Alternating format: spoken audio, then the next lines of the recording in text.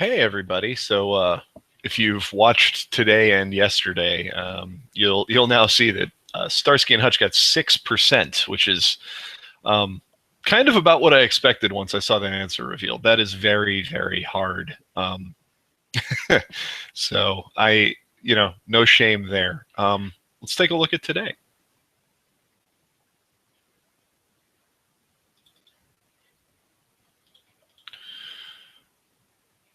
All right, here we are in match day 6. All right. On November 9th, a defamation lawsuit was filed against. Actually, let me do this. I'm going to make it bigger so that people can follow along better. On November 9th, a defamation lawsuit was filed against Rolling Stone magazine and reporter Sabrina Rubin Erdely based on an article published in November 2014 that has since been retracted. This suit was filed by the Phi Kappa Psi fraternity chapter at White University. That's known as the UVA rape hoax, or University of Virginia. I hate that hoax because there's clearly a lot of problems on campus, but because of this, particular fraud case, we have, it's very easy for people to dismiss more things, and that's really unfortunate. Anyway, number 2.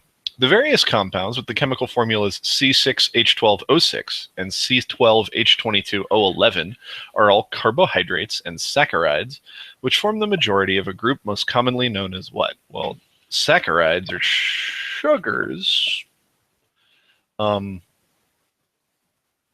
Yeah, I mean, if you say they're all carbohydrates, yeah, it's got to be sugars. That question could have been asked with just the C6H12O6 and the C12H22O11, and it would have been harder, but I don't know. I mean, there it is. C6H12O6 is glucose and other monosaccharides. Question 3. The characters of what television series included 600-year-old sisters Zelda and Hilda Spellman, ants of the show's title character, and a talking cat named Salem?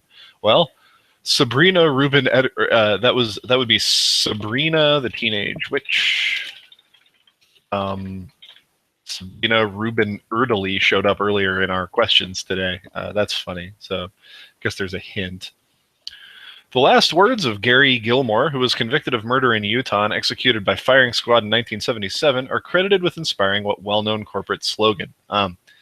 For whatever reason, it may be, in various trivia I've played, I actually heard this clue this year. This is one of the things that happens if you play a lot of trivia. You just start, things get recycled because certain things are interesting, and that's totally fine.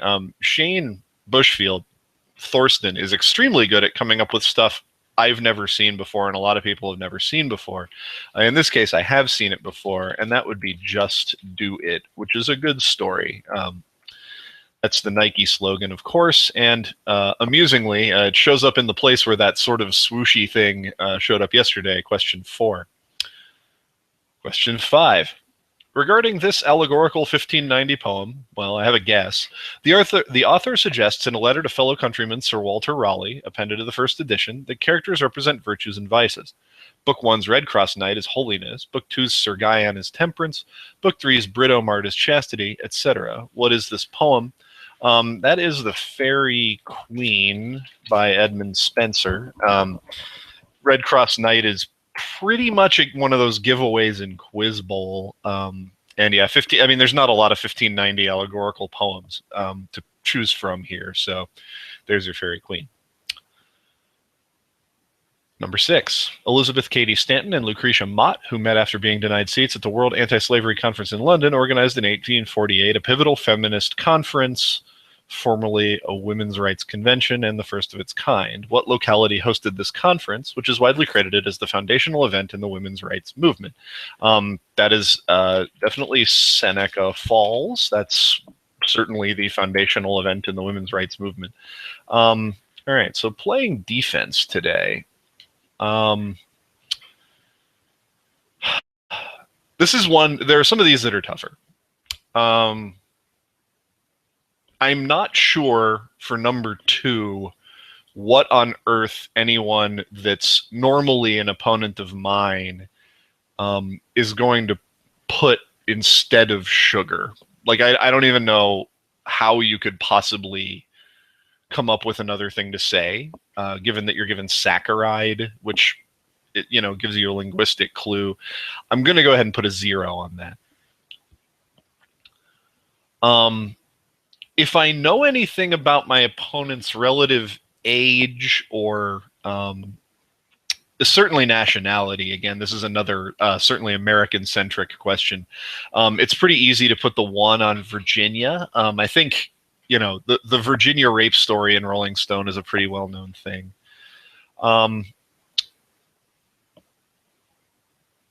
I suspect Thorsten will accept Sabrina. Nevertheless, it's TV that someone could just miss. But if Thorsten accepts just Sabrina and you don't have to put Sabrina the Teenage Witch, it's probably either a 1 or a 2. It's really going to depend on what they've gotten. I do see, though, Seneca Falls down there, so I'm going to put a 2 there. I'm going to put a 2 on Just Do It. If you haven't heard the clue, that's definitely a thinker. 3 for Fairy Queen, probably, just a little more academic, hard. But again, if I'm playing against a great lit player, that goes down. And a 1 on Seneca Falls. That's generic defense against, any given A-Rundler. So, all right. I think that's an easy set today. I don't perceive that there's a chance I'm missing any of these. Let's see if there's any surprises. Virginia, Sugars, Sabrina the Teenage Witch, Just Do It, The Fairy Queen, Seneca Falls, New York. All right. So that's our 6. That's our first one on the show. Thanks for tuning in, everybody. Have a good day.